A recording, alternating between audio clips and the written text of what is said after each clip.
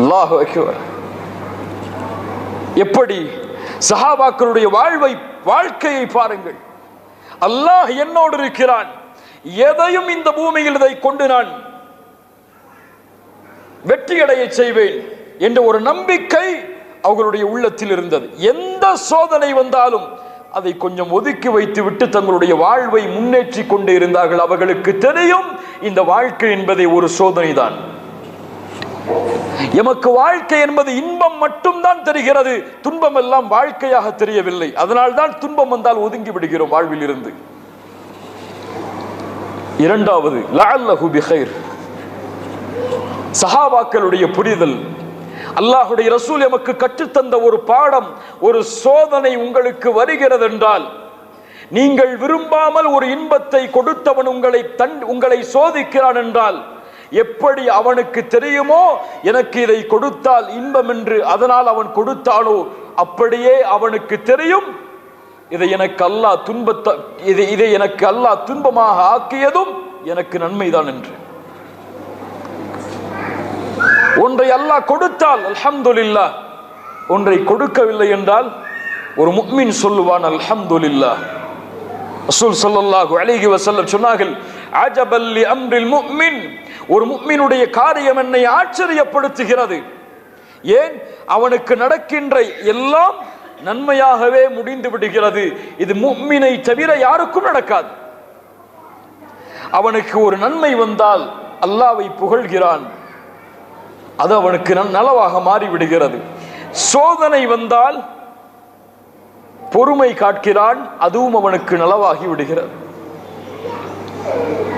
இமாம் இப்னு ஜௌசி ரஹிமஹுல்லாஹ் தங்களுடைய கிதாபில் ஒரு புத்தகம், அந்த புத்தகத்தில் ஒரு வரலாற்றை கொண்டு வருகிறார்கள். நாமெல்லாம் இதை ஒரு கதையாக கேள்விப்பட்டிருப்போம். இமாம் அவர்களுடைய அந்த வரலாற்று நிகழ்வுகளில் ஒரு வரலாற்று நிகழ்வு. இந்த நிகழ்வு நம்முடைய இந்த இடத்திலே பொருத்தமாக இருக்கும். ஒரு அரசன் இருந்தார், அவருக்கு கீழே ஒரு வசீர், ஒரு மந்திரி இருந்தார். இந்த இருவரும் எப்போது பார்த்தாலும் சேர்ந்துதான் தங்களுடைய வாழ்க்கையில் பயணம் செய்வார்கள். எங்கே சென்றாலும் சரி, ஒரு காட்டுக்கு வேட்டையாடுவதற்காக சென்றாலும் இருவரும் சேர்ந்துதான் பயணம் செய்வார்கள். அந்த வசீர், அந்த மந்திரி எப்போது பார்த்தாலும் சொல்லுவார், இந்த தேர்ந்தெடுப்பை அல்லாஹ் எமக்கு கொடுத்தது நன்மைதான் என்று. இந்த வார்த்தை அவருடைய வாழ்க்கையில் எப்போதும் வந்து கொண்டே இருக்கும். ஒரு முறை அந்த அரசன் ஒரு கத்தியை வைத்துக் கொண்டு தன்னிடத்தில் இருக்கக்கூடிய பழங்களை அறுத்து கொண்டிருக்கும் பொழுது அவனுடைய கை அறுபட்டு விடுகிறது. அருகிலே இருந்த மந்திரி அரசன் வேதனையில் துடிப்பதை பார்த்தவுடன் சொன்னார், லஅல்லஹு பிகைர், இது நன்மையாகத்தான் இருக்கும் என்று. எப்போதும் சொல்லக்கூடிய வார்த்தை அது. அரசன் கேட்டார் மந்திரியை பார்த்து, என் கை அறுபட்டு விட்டது கத்தியால், இது நன்மையா எனக்கு என்று கோபப்பட்டு அந்த மந்திரியை சிறைச்சாலையில் அடைக்க கட்டளையிடுகிறார். சிறைச்சாலையில் அந்த மந்திரி அடைக்கப்படுகிறார். அப்போதும் அவர் சொன்னார், இது எனக்கு நன்மையாகத்தான் இருக்கும், அல்லாஹ் எனக்கு கைரைத்தான் நாடி இருக்கிறான். அந்த அரசர் அந்த மந்திரி இல்லாமல் ஒரு நாள் காட்டில் வேட்டைக்காக செல்லும் பொழுது அந்த காட்டுவாசிகளில் சிலர் அவரை சிறைபிடித்து விடுகிறார்கள். சிறைபிடித்து அவரை அந்த சிலைக்கு அறுத்து பலியிடுவதற்காக அழைத்து செல்கிறார்கள். பலியிடுவதற்குரிய ஆடைகளை எல்லாம் உடுத்து வைத்து அலங்கரித்து அவரை வெட்டுவதற்காக வரும் பொழுது அவருடைய உடம்பில் குறைகளை சோதிக்கிறார்கள். கை என்ன ஆகியிருக்கிறது? அறுபட்டு இருக்கிறது. குறை உள்ள உன்னை நாங்கள் இந்த சிலைக்கு பலியிட முடியாது என்று விடுதலை செய்து விடுகிறார்கள். அப்போதுதான் அந்த அரசனுக்கு புரிந்தது, அந்த மந்திரி என்ன சொன்னார், இது அல்லாஹ் உங்களுக்கு கொடுத்த தேர்ந்தெடுப்பு நன்மைதான் என்று. கை சரியாக இருந்தால் அறுக்கப்பட்டிருப்பார், வெட்டப்பட்டிருப்பார். அந்த அரசர் இதை புரிந்து கொண்டார். அந்த மந்திரியை அழைத்தார் சிறைச்சாலையில் இருந்து. மந்திரியே, நீ சொன்னது சரிதான், எனக்கு சொன்னாய் சரி, நன்மை என்று. நான் சென்றேன், குறை இருந்தது, விடுதலை செய்து விட்டார்கள். உன்னை சிறைச்சாலையில் அடைத்த பொழுது ஏன் நீ நன்மைதான் என்று சொன்னாய்? அரசா, நான் உன்னோடு வந்திருந்தால் குறையில்லாத என்னை என்ன செய்திருப்பார்கள்? வெட்டி இருப்பார்கள். உன்னோடு வராமல் சிறைச்சாலையில் அல்லாஹ் என்னை வைத்திருப்பது கயிர் தான் எனக்கு. சுப்ஹானல்லாஹ். இப்படித்தான் அல்லாஹ் ரப்புல் ஆலமீன் கூறுகிறான், வ அஸா அன் தக்ரஹு ஷைஅன் வ ஹுவ கைருல் லக்கும். ஒன்றை நீங்கள் வெறுப்பீர்கள், ஆனால் அது உங்களுக்கு நன்மையாக இருக்கும். ஒன்றை நீங்கள் நேசிப்பீர்கள், அது உங்களுக்கு தீமையாக இருக்கும். வல்லாஹு யஅலம் வ அன்தும் லா தஅலமூன். அல்லாஹ் அறிந்தவன், நீங்கள் அறியாதவர்கள். அவ்வளவுதான். எளிதாக அல்லாஹ் முடிக்கிறான். அல்லாஹ்விற்கு அல்லாஹ் அறிந்தவன், நீங்கள் அறியாதவர்கள். உங்களுக்கு எது நன்மை எது தீமை அல்லாஹ்விற்கு தெரியும். நன்மை என்றால் கொடுப்பான், தீமை என்றால் அல்லாஹ் தடுத்து விடுவான். ஒரு முஃமின் நன்மையை கண்டால் என்ன செய்வான்? என்ன செய்வான்? நன்றி செலுத்துவான். அவனுக்கு தீமையை கண்டால், சோதனையை கண்டால் பொறுமை காப்பான். அல்லாஹ் அவனுக்கு அதன் காரணமாக அவனிடத்திலே வர இருக்கின்ற பெரிய முசீபத்தை அதனால் நீக்கி இருக்கலாம். ஒரு சோதனை வருகிறது, சிரமம் வருகிறது, ஏன் எண்ணக்கூடாது அல்லாஹ் ரப்புல் ஆலமீன் இந்த சோதனையை கொடுத்து எனக்கு வர இருந்த மிகப்பெரிய சோதனையை அல்லாஹ் தடுத்து விட்டான் என்று. லஅல்லஹு பிகைர். சுப்ஹானல்லாஹ். அடுத்த ஒரு மிக முக்கியமான விஷயம் இப்னு தைமியா ரஹிமஹுல்லாஹ் அவர்கள் சொன்னார்கள்,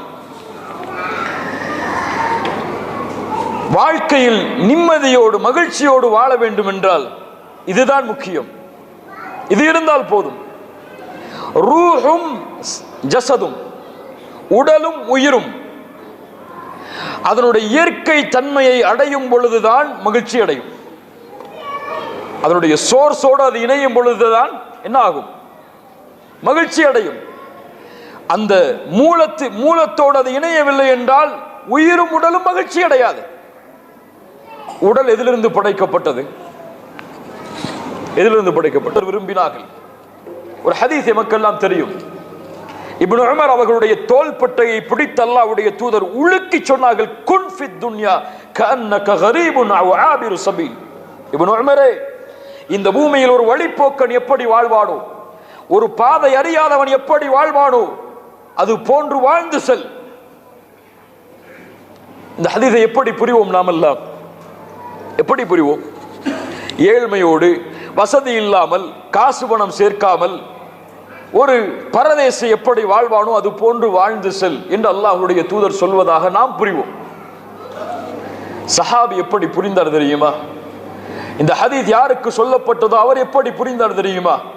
வாழ்க்கையை எப்படி முன்னேற்றத்தோடு வாழ வேண்டும் என்று சஹாபாக்களுடைய அந்த வார்த்தையை கவனியுங்கள். இந்த ஹதீஸோட இப்னு உமர் அவர்கள் விளக்கம் சொல்கிறார்கள்.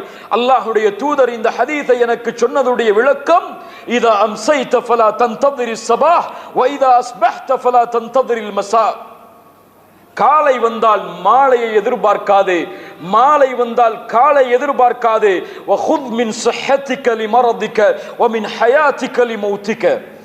நோய் வருவதற்கு முன்னால் சுகத்தை தேடிக்கொள், மரணம் வருவதற்கு முன்னால் வாழ்ந்து கொள். கவலைப்பட வேண்டாம், நீங்கள் பயம் கொள்ள வேண்டாம். தோல்வியுடைய விளிம்புக்கு சென்று விட்டீர்கள், இனிமேல் அல்லாஹ் எங்களை வெற்றியடைய செய்வானா என்ற எண்ணம் வேண்டாம். நீங்கள் தான் உயர்ந்தவர்கள். யாராக வாழ்ந்தால்? யாராக வாழ்ந்தால்? முஃமின்களாக வாழ்ந்தால் என்று அல்லாஹ் ரப்புல் ஆலமீன் அவனுடைய புத்தகம் அல் குர்ஆனுடைய ஒரு வசனத்தை அல்லாஹ் இறக்குகிறான்.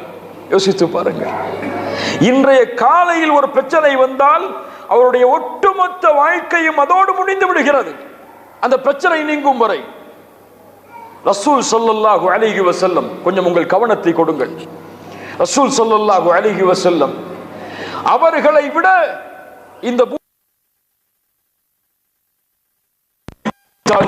கொஞ்சம் சொல்லுங்கள், அந்த சீராவுடைய வரலாற்றின் பக்கத்தில் ஏதாவது ஒரு இடத்தில் இந்த சோதனையுடைய வெளிப்பாடு இருந்ததா? இந்த கவலையுடைய வெளிப்பாடு இருந்ததா? கவலை அடைந்து ரசூலுல்லாஹ் வீட்டில் அடைந்து விட்டார்கள் இந்த சோதனையின் காரணமாக என்ற ஏதாவது ஒரு நிகழ்வு உண்டா? என் குடும்பத்தில் யாராவது ஒருவர் இறந்தால் அந்த இழப்பிலிருந்து மீண்டு வந்தார்கள் என்றால் அந்த நபியுடைய வாழ்க்கை நமக்கு தரக்கூடிய பாடம் என்ன?